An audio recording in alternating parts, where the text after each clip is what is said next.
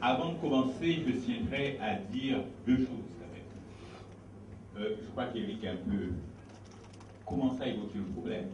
C'est que de vous voir tous réunis là, au sein de l'université, surtout dans cet amphi, dans cet espace, me rappelle que cet espace, en fait, où on est l'UFR, droit et sciences économiques, a été créé de haute lutte. Ce sont les étudiants, ce sont les enseignants, c'est le personnel administratif, aidé d'ailleurs des travailleurs, de l'UTA, de l'UGT, non, l'UGT n'existait pas, c'était l'UPG, etc., d'autres syndicats de parents d'élèves qui sont descendus dans la rue pour que cette UFR puisse exister. Et en même temps, nous avions fermé complètement l'université, non seulement en Guadeloupe, en Martinique et en Guyane, pour que cela puisse exister. Bien, si on est là, c'est bien encore une lutte, mais une lutte des Guadeloupéens qui a pu créer cet espace où nous allons discuter. Et je tenais vraiment à le faire. La deuxième chose que je voudrais dire, je vais intervenir bien sûr en tant qu'économiste, mais un économiste n'est pas neutre. Tous les économistes appartiennent à des écoles, alors n'attendez pas de moi que je parle d'une manière en disant celui-là a raison, celui-là a tort, etc. Je parle conscient de ce que je vais dire, de ce que je vais défendre comme idée, tout simplement parce que je vais utiliser en tant qu'économiste des outils d'analyse dont je dispose. Je vais utiliser les catégories économiques que l'on connaît qui sont universelles et à partir de cela, essayer de comprendre ce qui s'est passé pendant ces 44 jours, ce qui a fait que toute la Guadeloupe s'est sentie mobilisée, s'est sentie concernée par ce problème. Donc, lorsque je traite de l'analyse économique des accords GEGO, des accords BINO, pardon, drôle de lapsus, des accords BINO, en fait, le mot d'ordre est parti du niveau de vie et du pouvoir d'achat. C'est ce qu'on a répété tout au long, c'est le pouvoir d'achat, c'est le niveau de vie, et la Guadeloupe se mobilise. Toutes les composantes sociales vont être présentes au rendez-vous du LKP.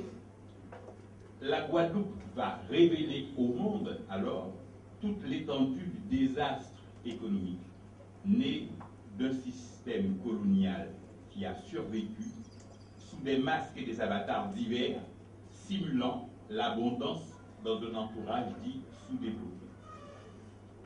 Une longue liste de revendications devant aboutir au bien-être d'une population qui refuse les inégalités de l'emploi, les inégalités dans les salaires, dans la satisfaction des besoins à court terme et à moyen terme. Voilà ce que va être le programme du LKP, c'est-à-dire que ce programme va s'échelonner pendant des périodes relativement longues, pas seulement pendant les principales revendications que nous allons exposer. L'accord Jacques-Binot qualifie la situation économique et sociale en termes non équivoques. Et je cite, « Considérant que la situation économique et sociale actuelle existant en Guadeloupe résulte de la pérennisation du modèle économique de la plantation. » Voilà, le mot est lancé, économie de plantation. Et lorsque les patrons du MEDEF et lorsque les patrons des CGPME vont dire qu'ils refusent de signer, ils vont dire que traiter l'économie guadeloupéenne d'économie de plantation est une véritable hérésie. Pourquoi? Parce que dans la presse française, moi je ne dis pas la presse nationale, je dis bien la presse française, dans la presse française, on a bien précisé et dit que l'économie de plantation, ça voulait dire que c'est une économie esclavagiste. Or, ce n'est pas le cas. L'économie de plantation a été définie par des économistes des universités des West Indies, particulièrement par Lloyd Best, et il y a eu de très longues analyses, de très longs développements de l'économie de plantation, de cette explication de l'économie de plantation qui est devenue un concept que toute la Caraïbe connaît et que toute la Caraïbe emploie pour bien expliquer ce qu'étaient les sociétés dans lesquelles elles ont vécu, les sociétés coloniales, et ce que sont devenues depuis ces sociétés quand elles ont transformé ces économies de plantation en économies qui existent à l'heure actuelle dans le reste de la Caraïbe. Or, ce considérant sur la situation économique et sociale va articuler tout le reste du préambule. Tout le reste du préambule va s'articuler en des considérants qui vont être l'évolution successive des étapes à franchir pour que finalement on puisse arriver à ce dernier paragraphe considérant que les parties conviennent à ce titre de la nécessité d'une revalorisation substantielle du pouvoir d'achat par un relèvement des bas salaires et des modalités suivantes, et considérant la nécessité de faire tomber tous ces obstacles en instaurant un ordre économique nouveau, prônant une revalorisation du travail de chacun, chef d'entreprise et salariés, et promouvant de nouveaux rapports sociaux. Pourquoi ce préambule est important? Parce que ce préambule explique toute la démarche économique, bien sûr, de ce qui s'est passé et la démarche économique du LKP. Aussi, je vais articuler mon plan lui-même en trois choses. C'est d'abord expliquer alors ce contexte économique. Qu'est-ce qui pousse à penser que nous sommes encore en économie de plantation ou en économie coloniale? Ensuite, les accords obtenus, qu'est-ce qu'elles ont pu faire avancer véritablement comme motif et comme résolution d'obstacles? Et enfin, quelles sont peut-être les pistes à venir pour que cette économie puisse évoluer, comme ils ont dit, dans une nouvelle forme, dans un ordre économique nouveau, plutôt que dans une valorisation du travail, etc. Alors, on peut identifier l'économie guadeloupéenne par son histoire, parce que l'histoire économique est relativement importante. On identifie trois passages. Le passage d'abord de l'esclavage au salariat. On a connu, bien sûr, cette première période esclavagiste, et le premier passage de l'esclavage au salariat va modifier les premiers rapports sociaux. Les rapports sociaux de l'esclavage, il faut bien comprendre, ce sont des rapports de mort. Pourquoi? Parce que le maître, eh bien, il va exploiter l'esclave jusqu'à sa mort, et l'esclave lui-même ne souhaite que la mort du maître pour qu'il puisse effectivement exister. Donc, ce rapport de mort va être remplacé par le rapport d'exploitation capitaliste. Les maîtres sont alors indemnisés de la perte de leurs esclaves. Ils vont à ce moment-là subir la concurrence des industries venues de France pour créer un système d'usines centrales et de production de canne à sucre. C'est qu'en même temps que l'esclavage se termine, la France, elle, évolue vers un capitalisme moderne, vers un capitalisme qui va être la première forme, les premières industries qui vont paraître en France. Et bien sûr, il y a toujours eu ce décalage entre la colonie et la métropole, puisqu'à ce moment-là, c'est une métropole. Et ce décalage va faire que ce sont des usines à sucre qui vont prendre la place des anciens possesseurs d'esclaves. Les moyens donc de production sont, dans cette partie, possédés non seulement par des anciens esclavagistes qui gardent quand même une partie des terres à canne, mais aussi par des industriels, actionnaires alors, actionnaires de sociétés capitaliste, et le rapport de classe va alors se confondre avec le rapport de race. C'est ça la particularité de cette première période. Les patrons seront, un, les entreprises françaises, et deuxièmement, les béquets. Donc un rapport de classe entre effectivement un capitalisme qui va créer bien sûr du patronat et bien sûr des travailleurs, mais bien sûr la différence sera la marquée en rapport de race. La fin de l'économie sucrière, nous pouvons la noter vers les années 1960. C'est la fin du rapport entre l'usine, si vous voulez, qui monopolise bien sûr la production de canne. Donc l'usine est le premier monopoleur, bien sûr, de la société guadeloupéenne. Et en face de ces monopoleurs se trouve alors toute la quantité de petits paysans qui existent en Guadeloupe, possédant des terres qui sont entre 0 et 5 hectares.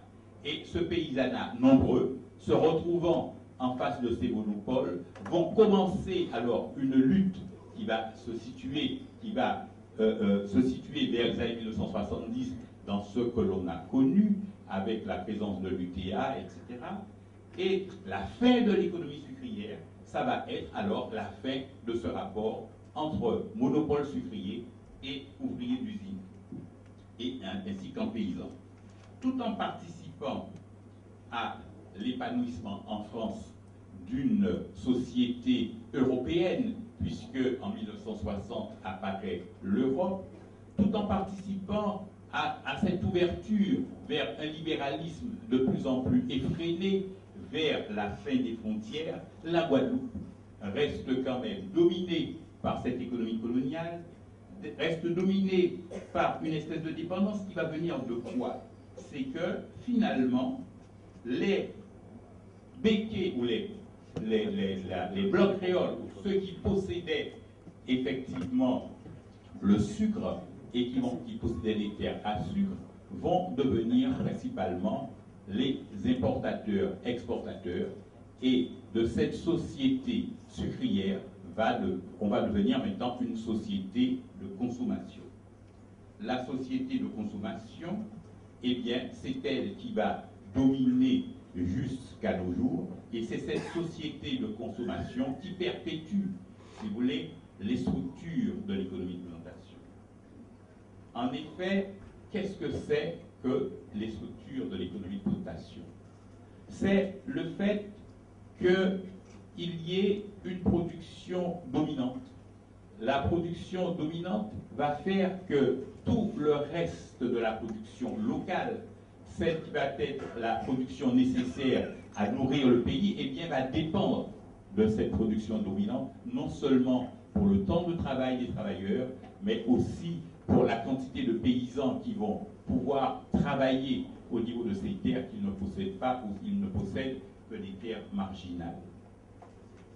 La société, la structure de la société de plantation, c'est aussi le fait que les prix sont déterminés par l'extérieur. Comment les prix sont déterminés par l'extérieur? Comme il n'y a pas de production interne et que la production et que la consommation est largement importée, eh bien tout ce qui est importé va avoir un prix, et c'est ce prix qui va être le prix fixé, généralisé au niveau de toute la société guadeloupéenne. Je donne souvent comme exemple une personne qui va vendre ses vivres, qui va vendre ses ignames au marché. Elle va fixer le prix de ses ignames par rapport à son coût de production, bien sûr, mais elle va aussi fixer le prix de ses ignames par ce dont elle aura besoin après, en lait, en fruits et légumes français, en tout ce qu'elle va, en huile, en toute la production importée qu'elle va acheter. Et cette production importée va lui servir alors à fixer le prix de ces marchandises, puisqu'elle aura à répondre aussi à des besoins qui sont des besoins externes. Deuxième chose, c'est la fixation des prix. Troisième caractéristique de l'économie de plantation, c'est une économie extravertie. C'est-à-dire qu'on importe beaucoup et on exporte peu. Le taux de couverture exportations par les importations, des importations par les exportations est de 6%, c'est-à-dire que la Guadeloupe ne peut en ce moment acheter à partir de ce qu'elle produit que 6% de ce qu'elle achète à l'extérieur. Donc cela veut bien dire aussi que l'extraversion vient du fait que la Guadeloupe dépend de l'extérieur. Eh bien, l'économie de plantation, c'était cela. Les structures de l'économie de plantation ont perduré jusqu'à nos jours dans une société qui reste alors profondément dépendante de l'extérieur. Et cette dépendance de l'extérieur, on peut aussi l'analyser comme étant une structure coloniale dépendante, bien sûr provenant d'une économie qui a connu effectivement ces grandes heures de gloire pendant la première période esclavagiste, mais qui maintenant connaît son effondrement. Alors l'effondrement, c'est quoi? L'effondrement, c'est le fait que les structures,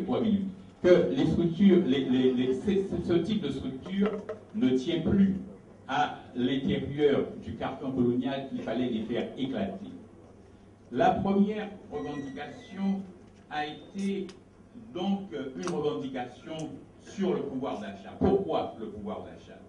Parce que la revendication sur le pouvoir d'achat s'était en fait présentée comme indispensable parce qu'elle marquait la nécessité dans un système économique qui veut être juste, qu'il y ait un partage équitable de ce que ce pays produit. Il s'agit du problème bien connu des économistes, non seulement du partage de la richesse, mais aussi, au-delà de ce partage de la richesse, du fait même que le monopole qui existe dans un pays s'organise de telle manière que les prix soient fixés non pas seulement par le niveau de production, mais soient fixés par le monopoleur pour qu'il en tire le maximum de profit. Et c'est ce profit qu'il devrait partager. D'autre part, il s'agit aussi pour ces 200 €, le problème bien connu des économistes, c'est la relance par la demande. Dans toutes les économies, on a relancé, si vous voulez, l'économie par la demande, c'est-à-dire en augmentant les salaires, de telle manière que ces salaires puissent produire à nouveau d'autres productions, puisque cette production sera achetée. Le problème qui se pose en Guadeloupe, justement vis-à-vis de cette augmentation par les salaires, c'est qu'on a connu déjà cet exemple-là. Lorsque les fonctionnaires ont eu 40% d'augmentation de salaire, eh bien, ces 40% après ont servi à faire augmenter les importations. Donc, il est certain qu'il fallait faire attention à ce que ces 200 € supplémentaires ne soient pas en même temps un moyen de faire augmenter les importations. Et c'est là que l'intelligence de ceux qui ont mis en place la plateforme est tout à fait remarquable, parce que automatiquement, ils ont couplé cette augmentation de salaire avec une baisse des prix. Et la baisse des prix permet alors non seulement qu'il n'y ait pas d'inflation, c'est-à-dire que l'augmentation des salaires appelle une hausse de la consommation, appelle à nouveau une hausse des prix, et qu'il y ait une continuation, une course salaire-prix, mais qu'il y ait un moyen pour le Guadeloupéen, non seulement de pouvoir augmenter, de pouvoir participer de manière différente à la production de richesse, d'avoir sa part dans la production de richesse, mais enfin, surtout, de pouvoir décider aussi d'une baisse des prix qui lui permettra effectivement de pouvoir acheter à prix moins cher. La deuxième chose importante, c'est qu'il a été répété, bien sûr, qu'il faudrait en même temps que les achats soient des achats qui soient de la production locale plutôt que des achats de la production extérieure. Alors qu'est-ce que la production locale? Ce n'est pas seulement la production vivrière achetée, mais c'est aussi, lorsque vous avez à réparer votre voiture, d'aller dans un garagiste, chez un garagiste local plutôt que d'aller chez Peugeot ou dans telle autre maison. C'est aussi en employant, si vous voulez, tout ce qui est possible d'être employé à l'intérieur de notre production, de telle manière que, bien sûr, cette production puisse augmenter et ne pas céder aux caprices et aux vices, bien sûr, de la surconsommation dans les supermarchés. La deuxième chose qui apparaît lorsque l'on lit ces revendications, c'est que, au-delà de ce problème du pouvoir d'achat, il y a eu aussi un problème relativement important, c'est les changements de rapports sociaux. Changements de rapports sociaux dans le sens où la Guadeloupe s'est retrouvée confrontée, si vous voulez, à ceux qui possédaient non pas comme des capitalistes, non pas ceux qui possédaient des entreprises, mais ceux qui possédaient un véritable privilège. C'est-à-dire que le privilège venait du fait que, à côté de ce qu'ils étaient capables de posséder par eux-mêmes, ils avaient l'aide considérable de l'État pour pouvoir maintenir, 2 minutes, pour pouvoir maintenir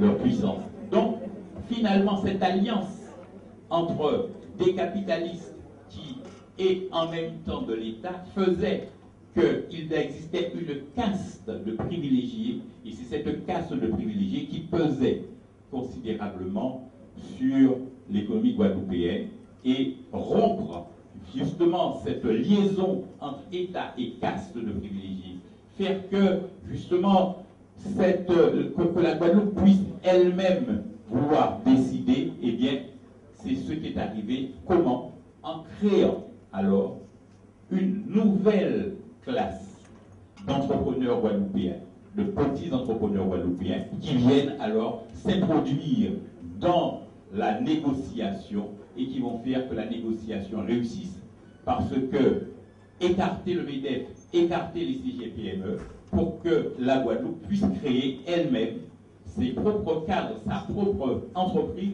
ses propres entrepreneurs qui vont alors pouvoir négocier. On se trouve dans un rapport de classe totalement différent. Alors, pour résumer tout cela, pour dire que les revendications, il y en a eu 125, il y a 16 balles de revendications. Donc, ces revendications, elles sont successives. Jusque-là, elles aboutissent à cela. Alors, la question que doit se poser l'économiste, 2 choses. Est-ce qu'il s'agit, comme on a vu dans l'histoire économique, d'une révolution? Qu'est-ce que c'est qu'une révolution? Est-ce que c'est une révolution dans le sens où la révolution, c'est la modification des rapports sociaux? Et on constate à l'heure actuelle que ce qui est demandé, c'est bien sûr la modification des rapports sociaux entre non seulement patrons et travailleurs, mais entre Guadeloupéens et bien sûr le reste du monde, et tout au moins de l'ancienne puissance coloniale française. Ces rapports vis-à-vis de l'ancienne puissance coloniale française. Rapports sociaux. Deuxièmement, révolution, pourquoi? Révolution parce qu'une révolution, c'est en même temps la prise en compte d'une société qui est socio-historique, qui est déterminée, si vous voulez, par tout ce qu'elle a de culturel, et qui fait que son histoire, à un moment donné, lui est un carcan tel qu'elle veut sortir de ce carcan. Une révolution n'est pas forcément telle qu'on le pense, une révolution marxiste. C'est-à-dire une révolution où les rapports sociaux sont tels, où les contradictions sont telles, que l'on va passer à un autre mode de production. Il s'agit là d'une révolution qui va faire que la Guadeloupe peut échapper, je dis peut échapper, si vous voulez, à tout ce qu'elle a connu comme vice dans son économie, comme empêchement que cette économie puisse se développer. Je dis révolution, pourquoi? Et non pas évolution, parce qu'une révolution dans l'économie, c'est aussi transformer l'économie de telle manière qu'elle soit au service du plus grand nombre, qu'elle puisse donner un bien-être à la plus grande partie de la société. Et je crois que s'il y a quelque chose qui peut être réussi, s'il y a quelque chose à rechercher, c'est cette révolution-là, c'est cette manière de transformer et pour qu'on puisse alors chanter vraiment très victorieusement la Guadeloupe, c'est en nous. Voilà. Merci.